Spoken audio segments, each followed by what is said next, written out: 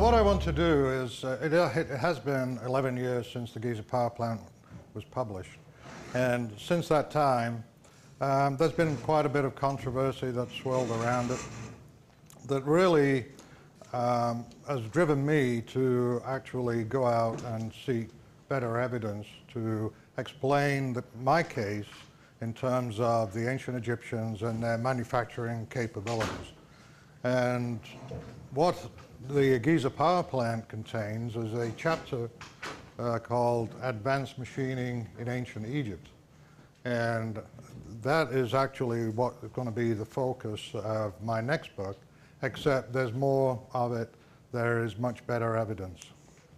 And really, when it comes to evidence, with Egyptologists and traditionally the way they've explained how this fabulous civilization constructed their monuments, they will go out and actually start to demonstrate how you can cut granite using a dolerite ball or a copper chisel or a stone chisel. But typically, they are methods that are very primitive, and what my book shows is that they don't explain the evidence. And really, as a manufacturer, and there are manufacturers in the room too, when you're going to explain how something is done, you have to really know what it is that you're trying to explain. And a lot of the documentaries that we've seen over the years will show just little snippets of somebody bashing a rock, the unfinished obelisk perhaps, or drilling a hole with a copper tube, and they accomplish very little, and they really don't get into a real accurate description of what they are talking about. So what I'm going to show you, I'm going to try and move this through quickly, is I'm going to show you the evidence as I see it as a manufacturer, and hopefully when we've moved through all of this, we can say, maybe they haven't explained their case.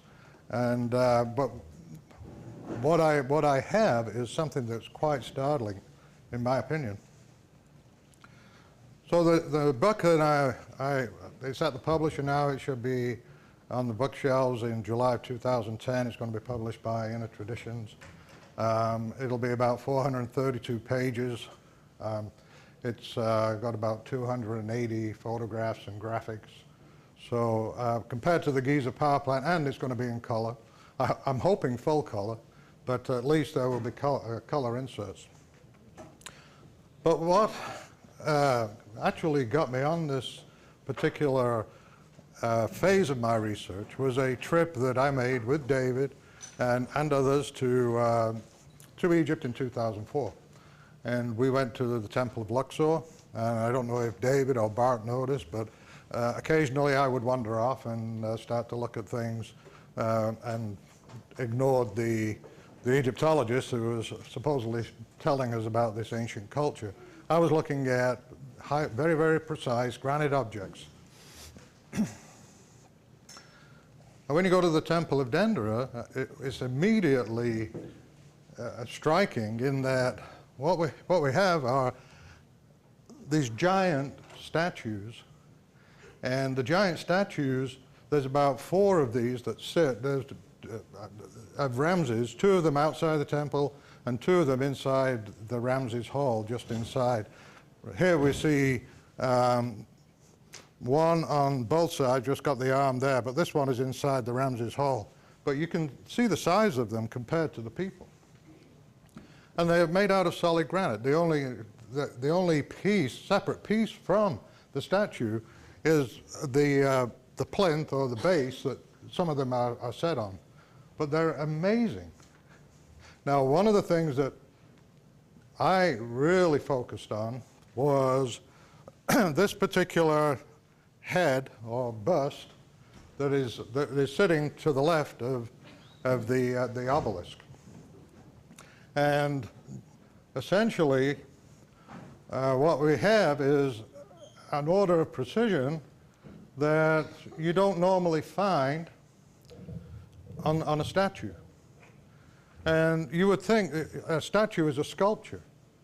And I'm here to tell you that these statues are not necessarily sculptures, but they are engineered and finely crafted products.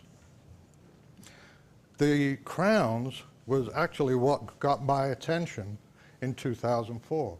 And I was fascinated with these crowns because they had several of them sitting around the court, the Ramses Hall, and they were sitting at the base of the walking statues in that hall. And the crowns are actually what start out my book. Chapter 1 is dealing with the crowns.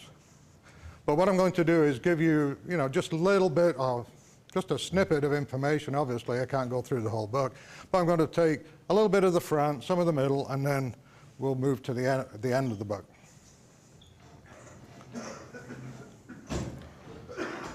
Now, how do they craft the Ramses head? In 1986, when I was at Memphis, and I wasn't really interested in temples, I was more interested in pyramids because that was the book that I was writing at the time, the Giza power plant. It was strictly engineering, and I didn't think engineering necessarily applied with the temples. So I didn't go to the south, and I didn't go to the Luxor temple or any other temples except what was at the Giza Plateau. But what we have with the Ramses head is an order, a design protocol that is quite amazing. We have a design based on the dimensions of the mouth that is like you can actually form a Pythagorean triangle. Well, we know the Egyptians, when they laid out a statue or any object, that they used a grid. And it's the same thing that we do today. We use grids. And so if you create a grid based on the Pythagorean triangle and matching with the Pythagorean triangle of the mouth, then you can start to overlay some of the geometries that we were working with. And what we see is, if you look at the circle, that is a true circle. And just looking at the right cheek, what we have is something that's quite remarkable for any machinist, because when you look at a radius, but it's not a two-dimensional object. This is a three-dimensional object. And so what they had done is created a precise radius that when you look at it in 2D, it's a precise radius, but it's moving in 3 dimensions. So it's moving X, Y, and Z. How do they do that? And it's the same on the other side. Now, going through the rest of the statue, we see that there are, again, we're working with the circle protocol, and we have these correspondences with the grid. Not just there. We have the eyelid, the lower eye, the upper eyelid, the top of the eyelid, the mouth,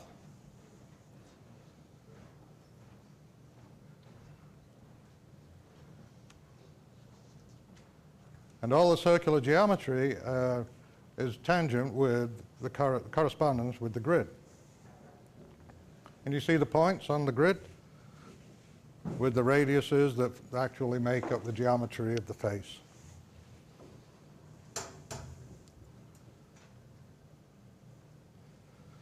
So what I did then is, one of the things that I noticed about the statue at Memphis, when you go to Memphis and you look down the length of the statue, you'll notice that the nostrils are identical one side to the other. And that's one thing that struck me, because there is no person, no adult actually, who has identical nostrils. And if you don't believe me, go home and cock your head up and look in the mirror. They're not perfect. But Ramses were perfect. So I with the geometry, I thought, well, it looks perfectly symmetrical. Well, let's see just how symmetrical it is. So what you see here is a view of the Ramses, a copy that has been flipped. So you're looking at the reverse image of the same photograph. And then I made a transparency of one and brought it across the other one, and you begin to see how you see the shadow as it comes around the jawline. And then you can see that the jaw lines are perfectly matched. However, the mouth, you can see, is not matched. Well, there's one of the things about photographing a engineered product or inspecting an engineered product is that you have to be coaxial with the center of the piece. In other words, there is a true center where the mass of material is equal on both sides. Well, I was off just a little bit with my camera. And so I had to go back and actually take more photographs. In fact, some of the photographs that I looked at originally were a lot worse than this. And the one that I have in my book is actually better than this. But I don't have that slide on here. But you can buy my book next year and you can see it.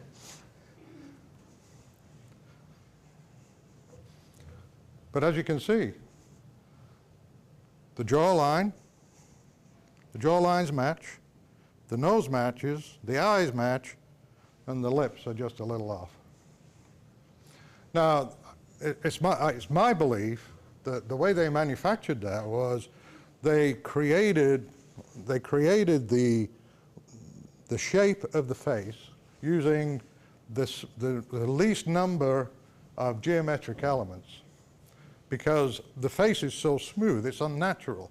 It's almost like a cartoon face, just like I showed earlier. I mean, it's like a cartoon. When you look at the outlines of all the features of the face, it doesn't look like a real face. And if you don't believe me, go home and look in the mirror and look at your own face, and you probably notice that there are a few cracks and crannies going on there, especially those reaching advanced years like me, you know. I wouldn't know.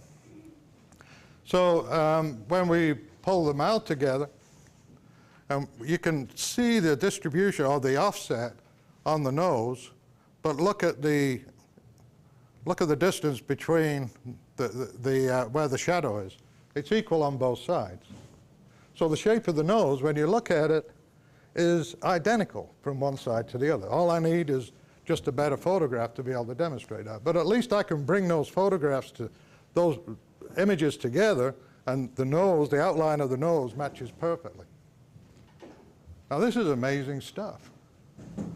I mean, you know, think about what you have to do to actually make that. I know we've got some machinists in the room, and there's one sitting over there, another one there, another one here. There's all kinds of folks who are actually keying into this because they understand that this stuff isn't done just blindly going at a piece with a hammer and chisel. Now let's look at the geometry of the profile. And you can see again that we have the circle protocol. Everything is kind of designed like it was, it's almost like it was designed in a computer graphics program, just using a series of circles or spheroids and blending everything together to come up with this perfect geometry. Now the jaw lines, it's so you have like when you're looking at the jawline, you're looking at a radius from the front, and you're also looking at a radius from the side, which give you three-dimensional perfection in both axes. And it's not just the one statue.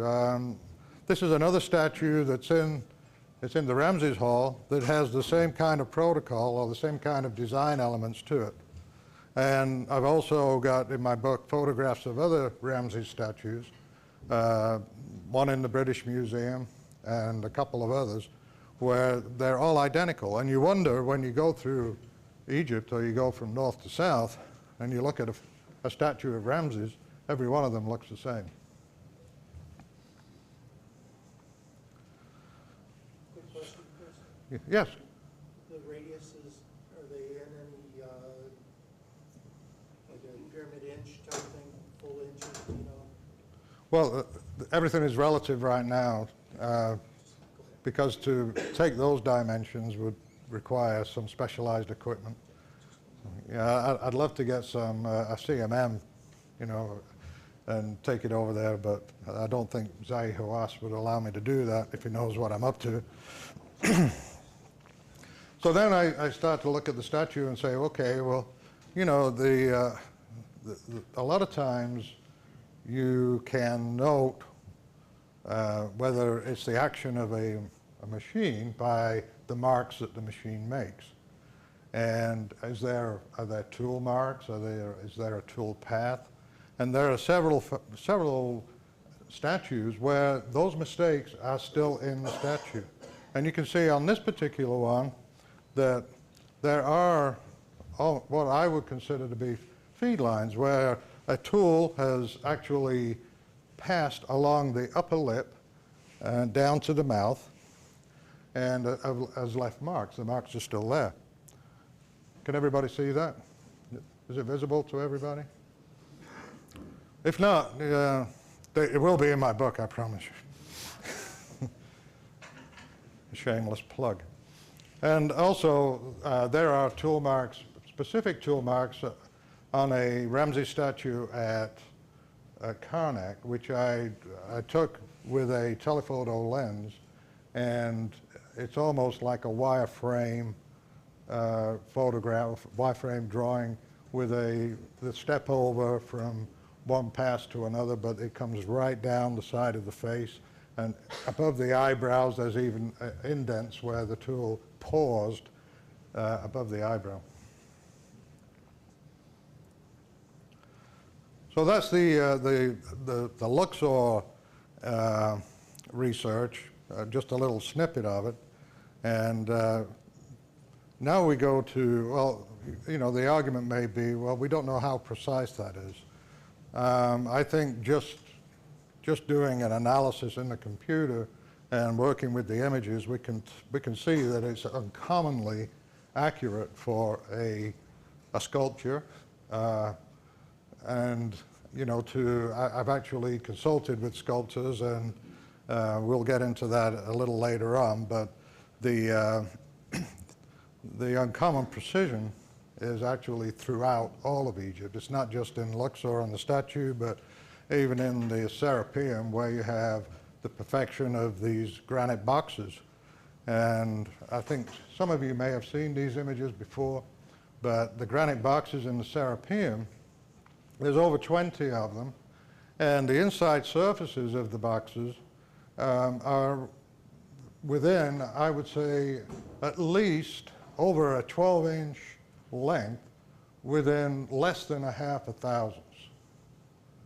The gauge I was using was accurate to within 1/10,000th of an inch. And so that particular gauge, you couldn't see any light shining through it. And as you can see, the square, that's a precision tool maker square with a 14-inch blade. And there is no light shining through. It's pressed flat against the lid.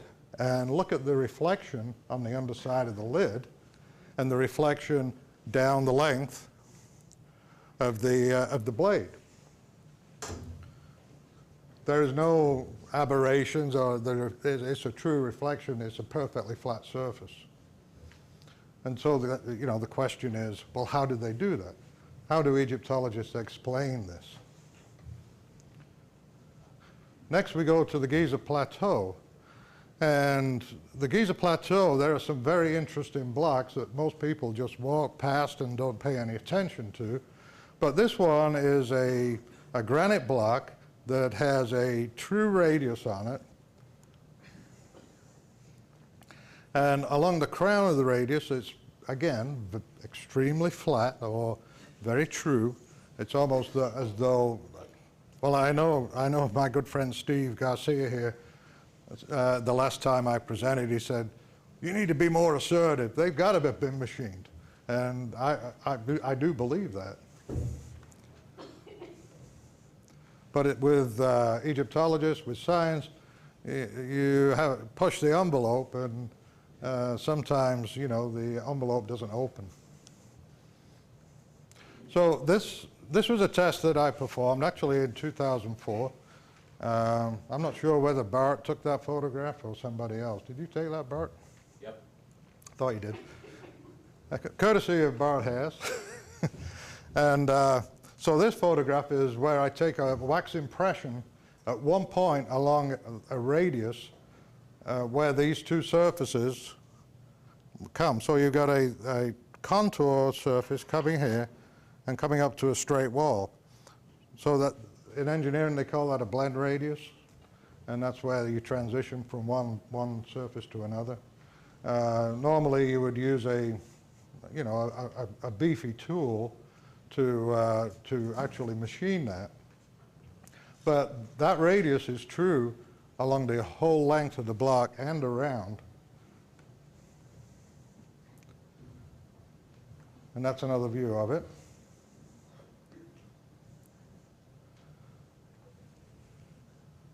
And so again, they're using a protocol of circles or tangent circles to actually create their geometry.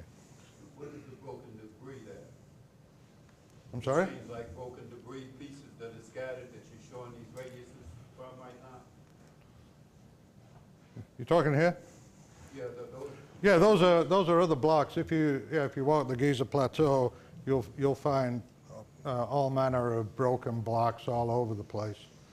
And actually surrounding this is just some really, really rough blocks.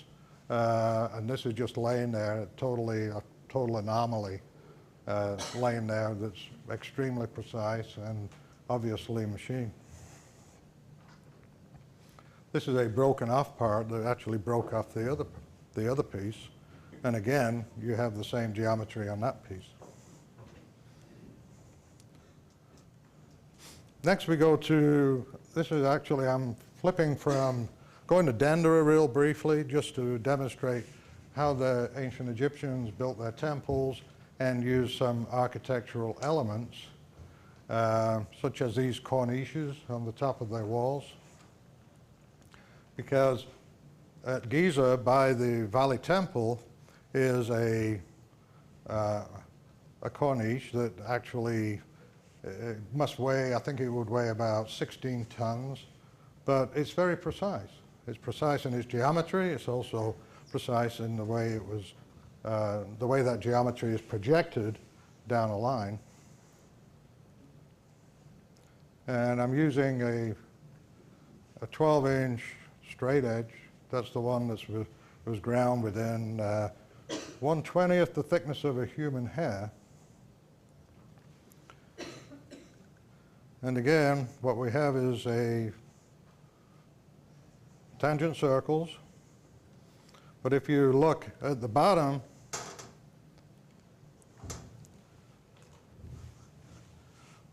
you'll see that circle showed that the image actually showed some material in this area right here. That's because the end was broken off on an angle.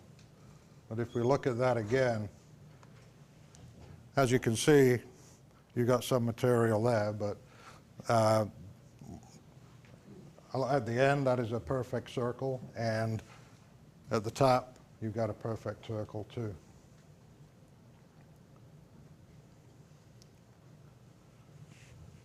So how did they make these?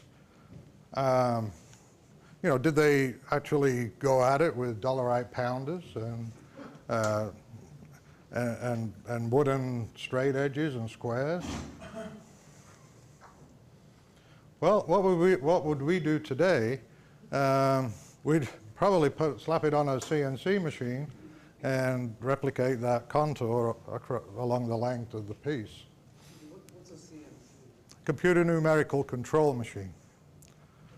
Essentially, you design the geometry in a computer, and then you generate what they call CNC code, which is machine code that goes into, you feed it into a machine and then execute a program.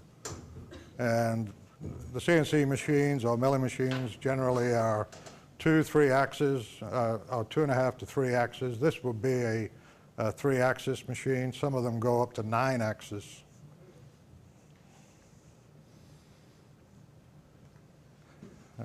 And normally you would actually generate a wireframe and then model it and actually come up with the CNC code.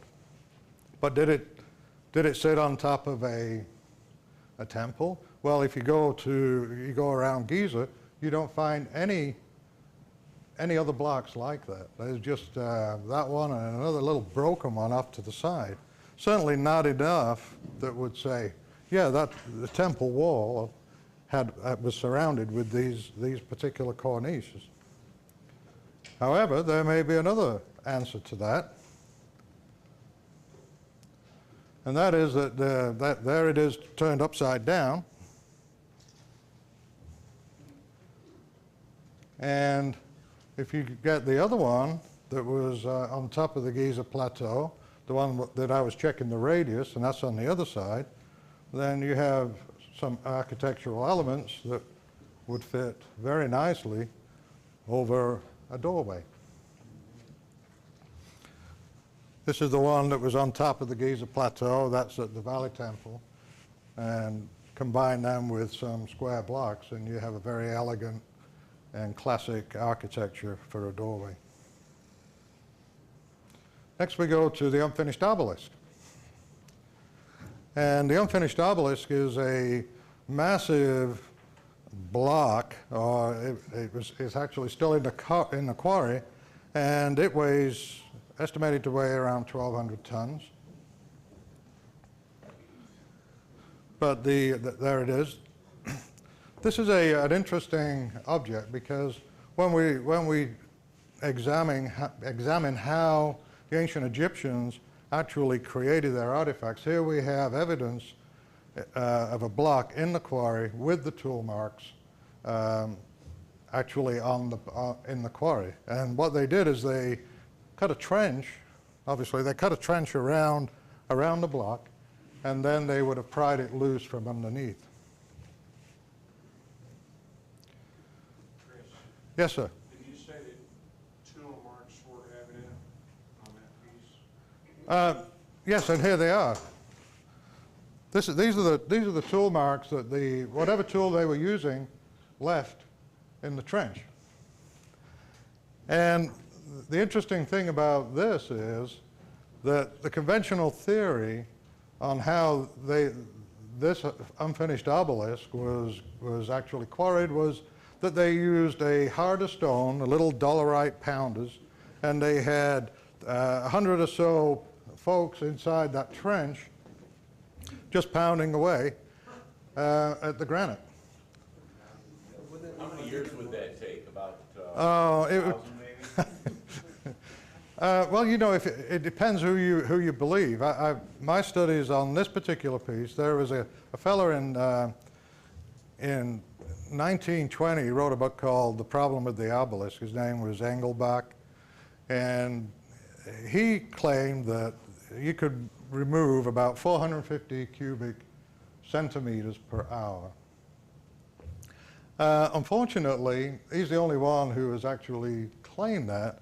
Another guy, Dennis Stocks, estimated that for using a dolerite pounder, he could remove about 32 cubic centimeters per hour. So we go from 32 cubic centimeters to 450 cubic centimeters per hour. And there is a huge difference between the two. Also, I don't know if anybody saw the documentaries with Mark Lehner and Roger Hopkins called Obelisk. There was two. There was one in 1999, the other one was in 2001. And Mark Lehner took his team out to the quarries to actually demonstrate how the ancient Egyptians were able to carve and move their obelisks. Of course, his evidence was very slim, and this is why he didn't really describe all the evidence that is actually on an obelisk, because if you look at the obelisk and you look at the deep incisions, they're about an inch deep, and they're very, very precise. They're unbelievable objects. He and his team created a circle that was very, very shallow, very, very rough, and they did it with a dolerite pounder and said, see, I do believe that the ancient Egyptians had a rapport with the stone. And because they had this rapport with the stone, that they were able to create all these marvelous objects. So, does anybody believe that? I mean, It's really like the difference between somebody sketching something and somebody making a finished oil painting. It really is. That's the degree of difference there is. Or a finished engineering drawing. People can sit there and sketch up nice little pictures and say, oh, sure. That's a drawing. It Yeah. is not. There's so much more that goes into it.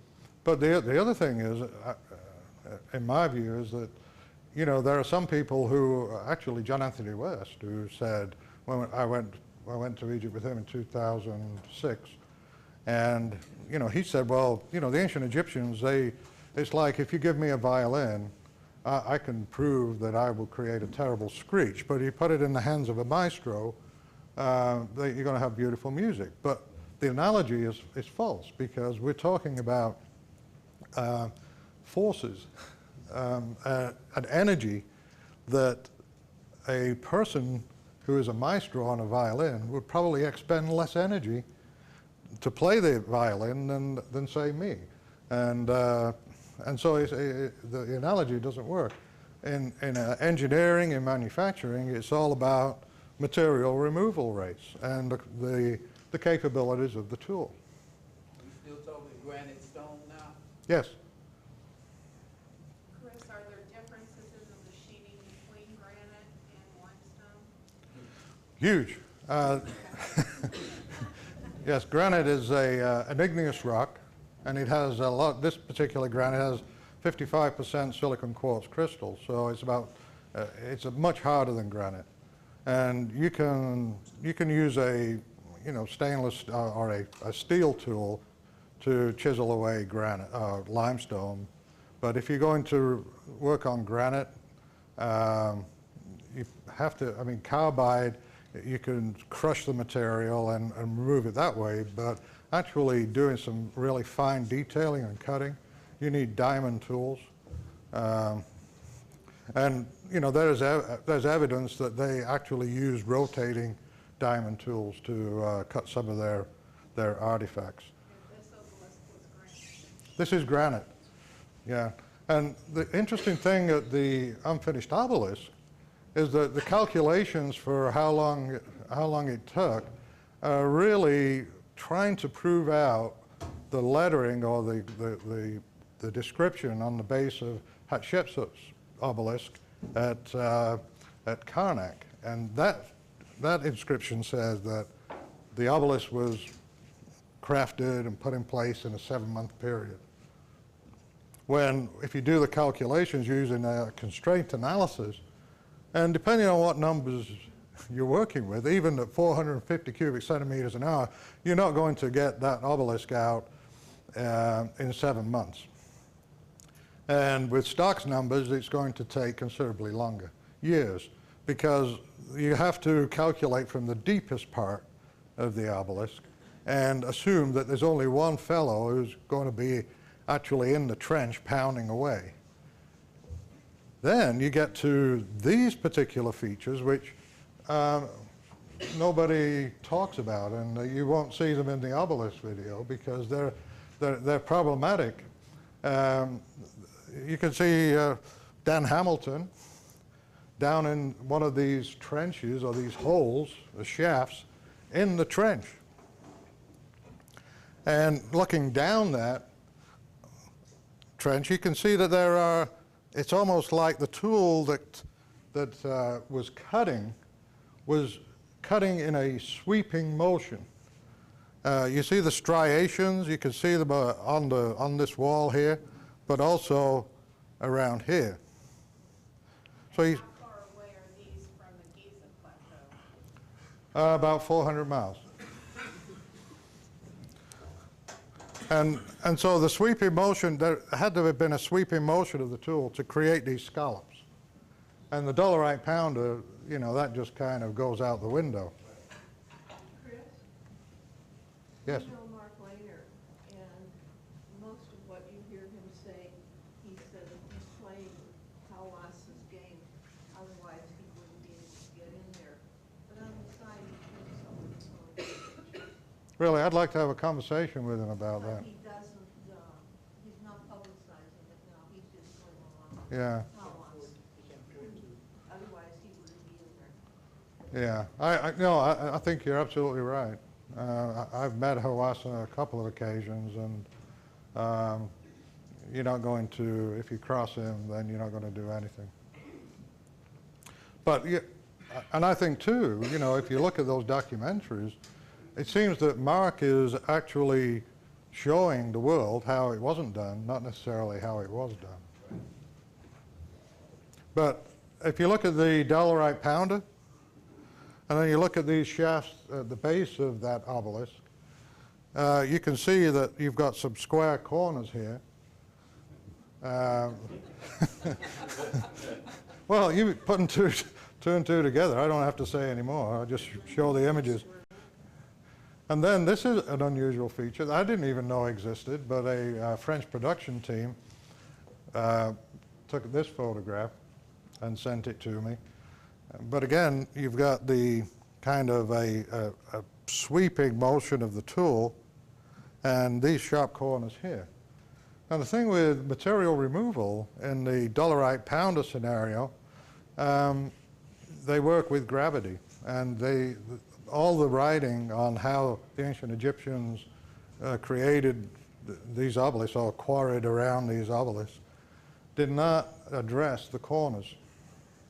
And when you're actually working with gravity, you're dropping that ball or pushing, you're forcing that ball down in a vertical direction. And so gravity is your friend then. But if you get in a situation like that, gravity is definitely not your friend. It could be your enemy. And watch for your toes.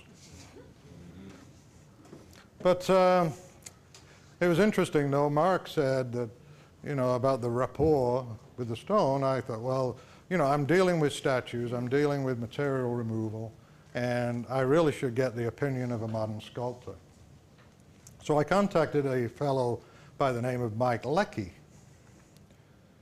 And Mike Leckie does some beautiful work, and this is a marble, he calls it the bather. It's a marble statue. And I gave him, sent him some photographs and some text from the Ramsey statue. And he wrote back to me, he said, well, thank you for this opportunity. I've been interested in Egypt and its sculpture since I was a child. As a stone sculptor, I can say that the granite of the Ramsey's head and figures is an extremely hard stone, and I believe tools much more durable than hardened copper chisels must have been used in the carving process. It would be necessary for me to upgrade my normal tools to carve such granite. My modern diamond blades and grinding points would be worn out before the head was even started. The ancient carvers must have had advanced technology. Although the ancient Egyptians had stone chisels and hammers, which could cut extremely hard granite, even with an army of disposable labor, completing 4 large sculptures alike, exactly with hand tools, would take more time than we can conceive of as possible. Modern man with all his modern tools would be challenged to finish one Ramses in a generous timeline. Creating 4 of them, as large as they are, all the same, seems almost impossible. But this is a sculptor. But it could be argued, well, they didn't work on these statues one at a time, one after the other. They had multiple sculptors. And I don't know about you, but if you know anything about sculpting, it's a creative process. And yes, the sculptor does build a rapport with the piece that he's working with.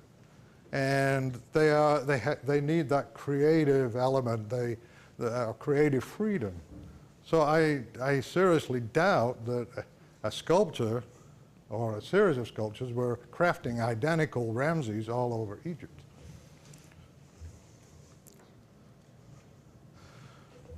This is another explanation. These are reliefs found on or paintings found on the tomb of Rekhmire, showing how the ancient Egyptians actually squared up and chiseled rock. And this is one showing them actually polishing or creating a Ramsey statue. In the Cairo Museum, you have a case of copper chisels, and if you go there, talk to an Egyptologist there and ask them, well, where are the tools that built the pyramids?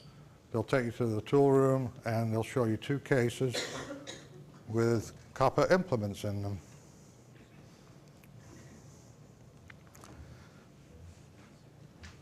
But it's the mistakes that really tell the tale, and the mistakes of the ancient Egyptians or the people who built these marvelous statues are undercuts on the statues showing very, very small radiuses, they're true radiuses, and this was actually on the statue of Amunmut in the Luxor Museum, and there's an undercut of the buttock where it meets the bench.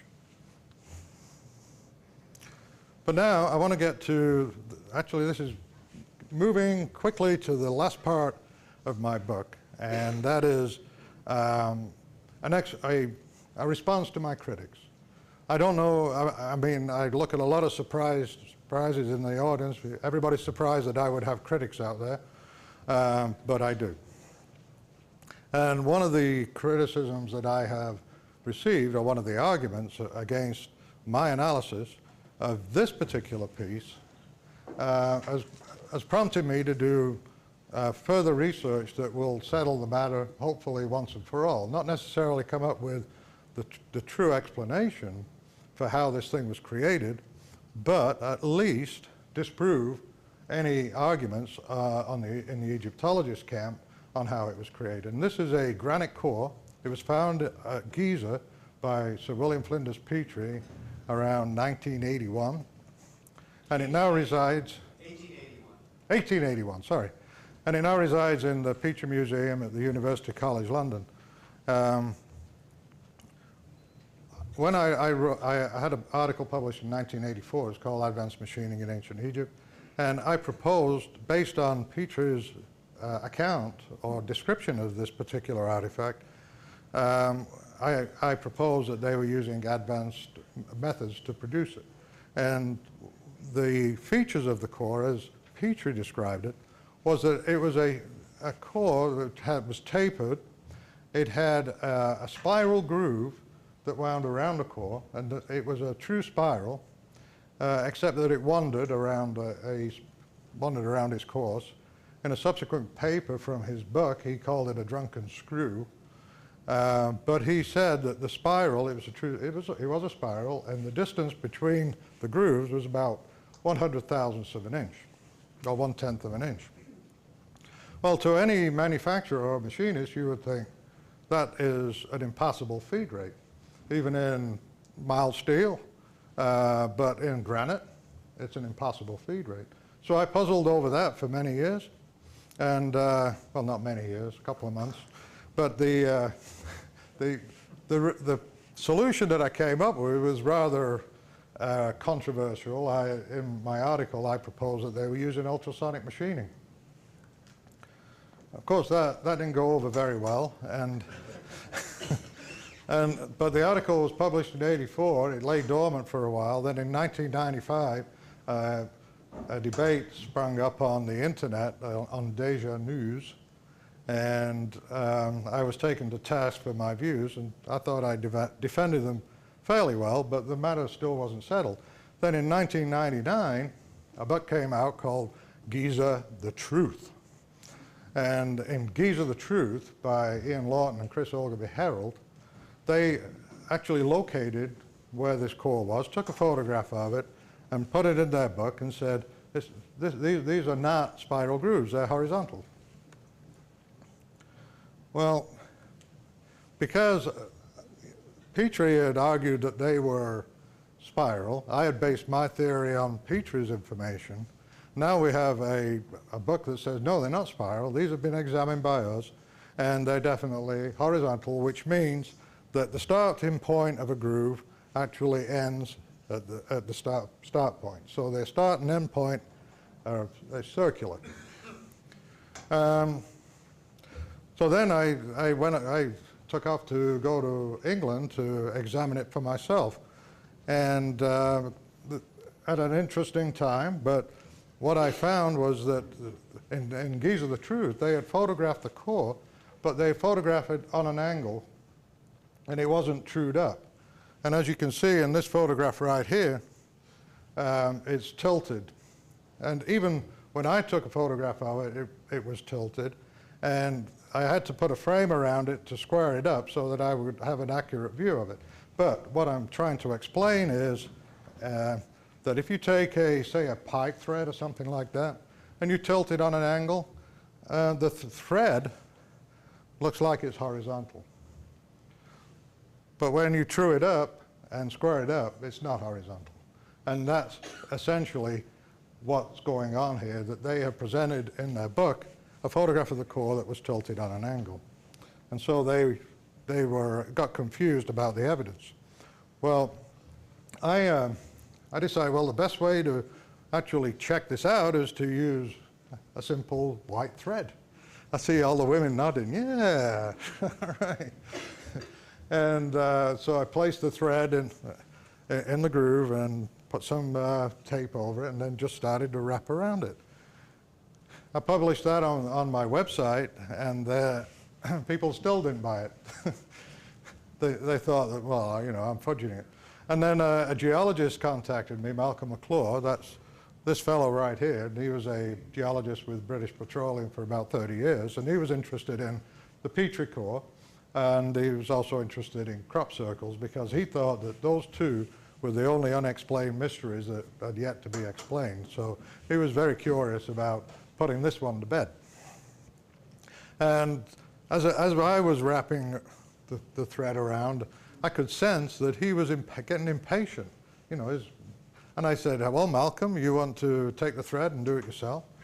And so he said, yeah. So he took the thread and he wrapped it around, and after he had finished about 16 winds, he said, wow, I'm speechless. So, but even that, I needed to actually be able to display the groove on this core in 2D. Well, you know, being a manufacturer, and we work with cones all the time, right, Greg? And essentially, we create these frustrums of cones.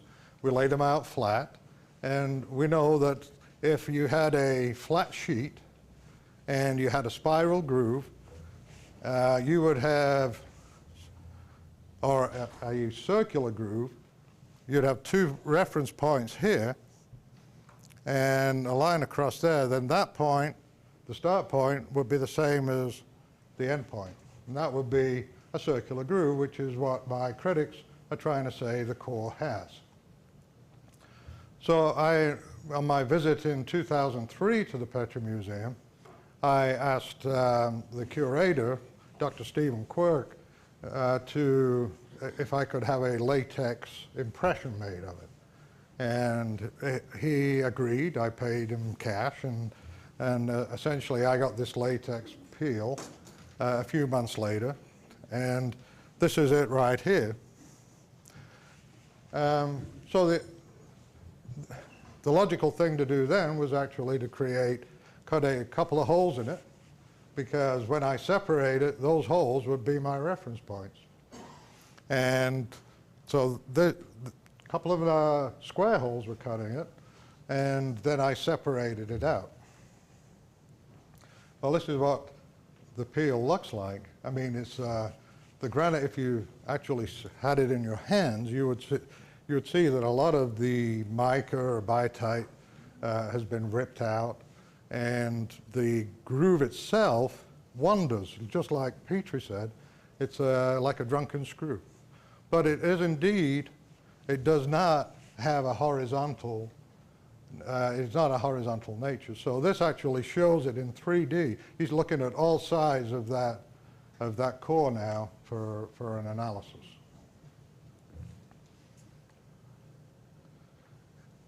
And here you can see that the interesting thing about this is that those grooves are not shallow, and they are separate from each other, even though they do move back and forth. And the depth of the groove goes from 0 to 7/1000ths of an inch. I think that's the end of my Egypt talk. You want me to keep rolling on this one? Yeah, sure. Okay. Here's a plug for David's DVD on South America trip. You know, David and I, David is a very excitable guy. He loves to talk, and so he said, "Come on, Chris, we're going to South America and we're going to look for advanced machining." And so we went to all the sites that he showed earlier. We went to Ollantaytambo, we went to Sacsayhuaman, Machu Picchu, Tiwanaku, and he said, "Okay, Chris, this is advanced machining, right? This is machine, yeah?" And I'd say, "It's a flat surface, and I need to see more." It's very precise, but it's still just a flat surface. I don't think, you know, I need to see more in order to argue that a machine was involved in it. My personal feelings were that, yeah, it is, but you know, having faced my critics for many years, I know what kind of arguments are going to be thrown my way, so I wasn't ready to sign on to the advanced machining end. And then we went to Pumapunku. Poor David, I mean, he was so disappointed in me. Here he had his expert witness, and I wasn't giving him anything, which is why you don't see much of me. But when I went to Pumapunku, that was interesting, because this particular block right here had me puzzled. And it's just a rectangular standing block, but it has some very interesting features to it. I wasn't expecting it. And we had driven from La Paz out to Tiwanaku, and I'd left my suitcase back at the hotel in La Paz. And when I saw this, I'm like, oh, crap. I didn't bring all my tools. So I had to get our driver to take me back to La Paz, which was, I don't know, it took about 5 hours, and finally got back, and then the next day we're back at Pumapunku and taking some measurements. Typical bathroom in that area? Huh? Or was that a typical bathroom in that area? They're nasty. Yeah, it was. And this is an interesting piece, because there is a groove down the length of it with these holes drilled into the groove, inside the groove. And a lot of people think that these holes are actually equally spaced. They look equally spaced, but they're not. They vary.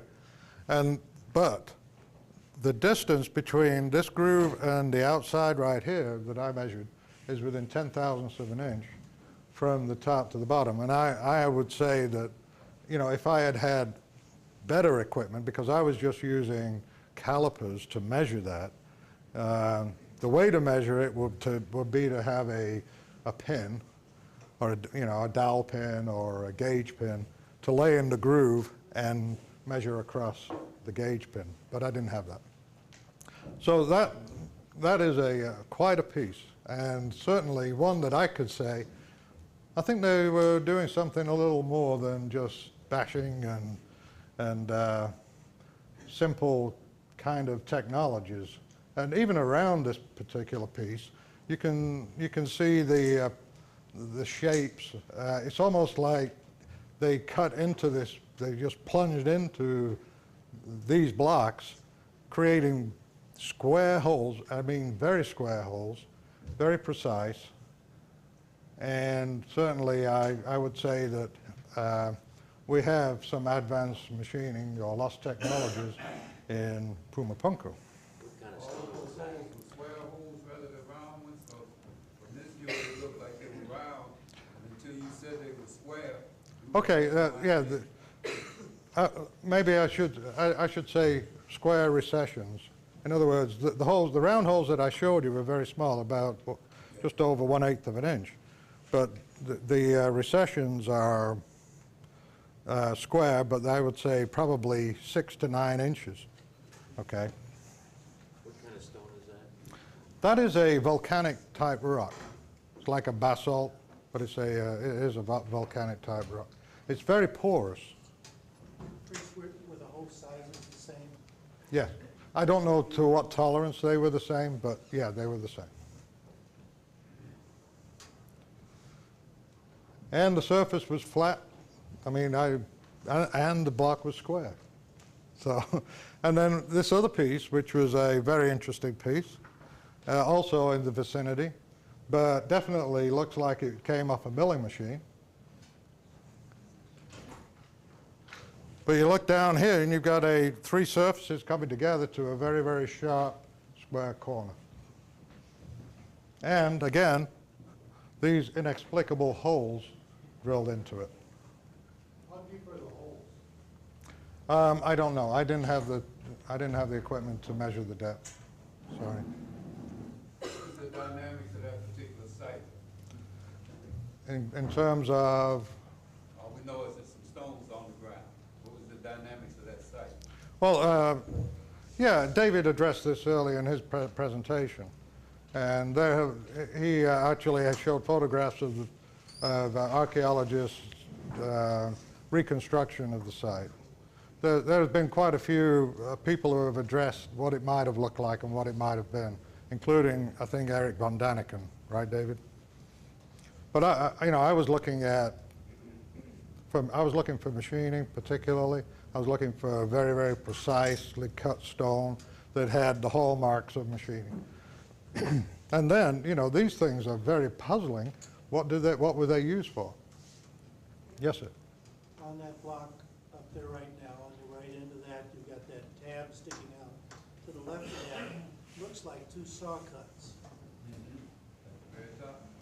Which one? No, on the right side of that main block. This thing? Are those? No, those are actually identical. They're identical to the groove on the first block that I showed you. That's one groove? Yeah. That's not 2 separate saw cuts? It's 2 separate grooves. I don't know that they were created with a saw, but it's 2 separate They're grooves. very thin. Yeah. It's about. No. Well, it depends how wide your saw blade is. Agreed. Oh, shameless plug again. I think that's the end of my presentation. And thank you. I appreciate you coming.